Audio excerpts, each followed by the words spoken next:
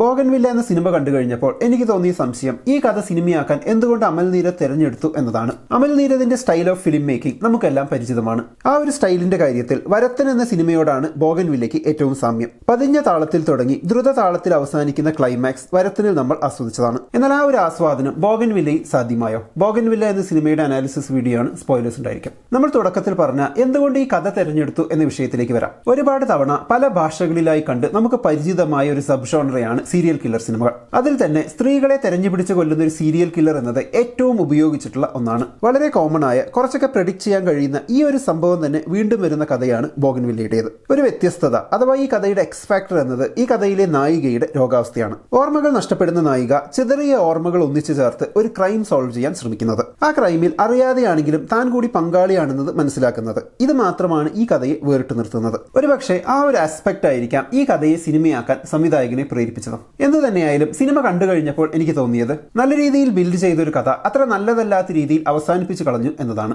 സിനിമയുടെ നരേറ്റീവ് ഒരു പകുതിയൊക്കെ ആകുമ്പോൾ തന്നെ വില്ലൻ ആരാണെന്ന് മനസ്സിലാക്കുന്ന രീതിയിലുള്ളതാണ്. റോയ്സിന്റെ കഥാപാത്രത്തെ ഒന്നുകൂടി ഉപയോഗിച്ച് പ്രേക്ഷകരിൽ കുറച്ചുകൂടി കൺഫ്യൂഷനൊക്കെ ഉണ്ടാക്കുന്ന രീതിയിലായിരുന്നു പോയിരുന്നതെങ്കിൽ കുറച്ചുകൂടെ രസമാകുമായിരുന്നു എന്ന് തോന്നുന്നു. കഥ വായിക്കാതെ സിനിമ കണ്ടതുകൊണ്ട് തന്നെ തുടക്കവും അപ്പോഴത്തെ കഥയുടെ പോക്കും കണ്ടപ്പോൾ ഒരു usual serial killer type climax അല്ല പ്രതീക്ഷിച്ചത്. അതുകൊണ്ട് ചെറിയ നിരാശ തോന്നി. സിനിമയുടെ പകുതി വരെ ആരാണ്, എന്താണ് സംഭവിക്കുന്നത് എന്നൊക്കെ അറിയാനുള്ള ആകാംക്ഷ നന്നായി ഉണ്ടായിരുന്നു. ജ്യോതിർമയുടെ പെർഫോമൻസും വളരെ ഇഷ്ടപ്പെട്ടു. കുഞ്ചാക്കോ ബോബന്റെ പെർഫോമൻസ് എടുത്തു പറയേണ്ടതാണ്. ആദ്യ ഭാഗങ്ങളിലെ ഭാര്യയോടുള്ള പെരുമാറ്റമൊക്കെ ശ്രദ്ധിച്ചു നോക്കുമ്പോൾ ഒരു ആർദ്രതയില്ലായ്മ സിനിമ ഒന്നുകൂടി കാണുമ്പോൾ നമുക്കറിയാൻ കഴിയും. ആ ഭാഗങ്ങളിലൊക്കെ അഭിനയം ഗംഭീരമായിരുന്നു. എന്നാൽ ക്ലൈമാക്സ് അടുക്കുമ്പോഴുള്ള രംഗങ്ങളിലെ പ്രകടനം അത്ര കൺവിൻസിംഗ് അല്ലായിരുന്നു. പതിവ് പോലെ ചോരത്തുള്ളികൾ തെറിക്കുന്നത്, ഫൈറ്റ് സീനിലെ വയലൻസ്, ചേസിംഗിലെ മ്യൂസിക് ഇതൊക്കെ വളരെ സ്റ്റൈലൈസ്ഡ് ആയി തന്നെ എടുത്തിട്ടുണ്ട്. വില്ലന്റെ ഫ്ലാഷ് ബാക്കും ഒരു പരിധിവരെ കൺവിൻസിംഗ് ആയി തോന്നി. വളരെ കാൽക്കുലേറ്റഡ് ആയി നീങ്ങുന്ന വില്ലൻ, ഓരോ കൊല കഴിഞ്ഞും അത്ര വൃത്തിയായി തെളിവുകൾ നശിപ്പിക്കുന്ന വില്ലൻ. പക്ഷെ അവസാനമായപ്പോഴേക്കും വളരെ കെയർലെസ് ആകുന്നതും ഇന്നാ എന്നെ പിടിച്ചോ എന്ന മട്ടിൽ പെരുമാറുന്നതും ആ ഒരു ഫ്ലോ കളയുന്നുണ്ട്.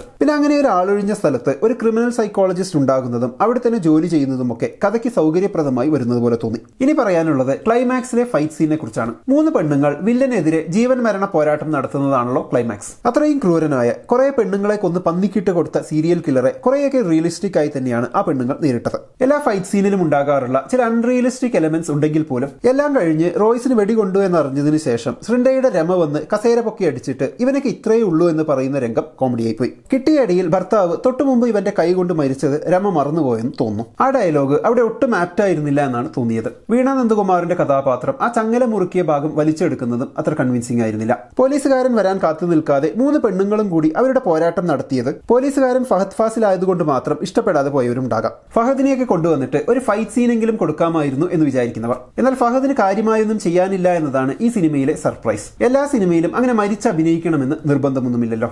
ഓരോ ഘട്ടങ്ങളായി ഓരോന്ന് ചുരുളഴിഞ്ഞു വരുന്ന ആ രീതിയൊക്കെ സിനിമയിൽ കൊള്ളാമായിരുന്നു. ജ്യോതിർമയുടെ ക്ലോത്ത്സ് വേറിട്ട് നിൽക്കുന്നതാണെങ്കിലും മൊത്തത്തിൽ ഒരു ഇമ്പാക്ട് നൽകുന്നുണ്ട്. ജ്യോതിർമയുടെ ക്ലോത്ത്സ്, ഹെയർ സ്റ്റൈൽ, കുഞ്ചാക്കോ ബോബന് കൊടുത്ത വെറൈറ്റി റോള്, പിന്നെ ചില സ്റ്റൈലൈസ്ഡ് ഫ്രെയിമുകൾ ഇതൊക്കെയാണ് ഈ സിനിമയിൽ ആഹാ എന്ന് പറയാവുന്ന സംഗതികൾ. സിനിമയെ കുറച്ച് വ്യത്യസ്തമായി തോന്നിക്കുന്നതും. കഥയിൽ വലിയ പുതുമയൊന്നുമില്ല. പിന്നെ ഏതാണ്ട് എല്ലാ സീരിയൽ കില്ലർ സിനിമകളും ഏകദേശം ഇതുപോലെയൊക്കെ തന്നെയായിരിക്കുമല്ലോ. ഈ സിനിമ കണ്ടപ്പോൾ വലിയ സംഭവമായും തോന്നിയില്ല, അത്ര മോശമായും തോന്നിയില്ല. കണ്ടിരിക്കാം, അത്ര തന്നെ. പിന്നെ ആ പാട്ട് കൊള്ളാമായിരുന്നു. ഷറഫുദ്ദീന്റെ കഥാപാത്രത്തെ അടിച്ചുകൊല്ലുന്ന രംഗം വിഷ്വലി ഭീകരമായി തന്നെ വന്നിട്ടുണ്ട്. പക്ഷെ കുഞ്ചാക്കോ ബോബൻ ആ രംഗത്ത് അത്ര കൺവിൻസിംഗ് ആയി ഫീൽ ചെയ്തില്ല. ചുരുക്കി പറഞ്ഞ സിനിമയുടെ കഥ എനിക്ക് അത്ര കൺവിൻസിംഗ് ആയി തോന്നിയില്ല. ബാക്കിയെല്ലാം കൊള്ളാം. അപ്പൊ എന്താണ് ബോഗൻവില്ല എന്ന സിനിമയെക്കുറിച്ചുള്ള നിങ്ങളുടെ അഭിപ്രായം? കമന്റ് ബോക്സിൽ എഴുതുമല്ലോ. നമുക്ക് അടുത്ത വീഡിയോയിൽ വീണ്ടും കാണാം. ബൈ.